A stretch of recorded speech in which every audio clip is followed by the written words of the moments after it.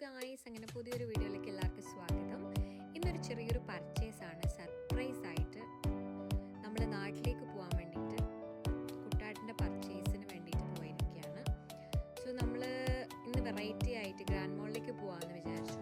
കാരണം ഓഫേഴ്സ് കാര്യങ്ങളൊക്കെ അവിടെ ഇങ്ങനെ പറയുന്ന കേട്ടു. സോ ഗ്രാൻഡ് മോളിലെത്തി അങ്ങനെ താഴത്തെ സെക്ഷനിൽ 1-2 സാധനങ്ങൾ എടുത്തു. മേലെ 1-2 ഡ്രസ്സ് മേടിക്കാൻ വേണ്ടിയിട്ട്, ടീഷർട്ട്സ് മേടിക്കാൻ വേണ്ടിയിട്ട് നോക്കുകയാണ്. കളക്ഷൻസ് അത്യാവശ്യം കുഴപ്പമില്ലാത്ത രീതിയിലുണ്ട് കേട്ടോ.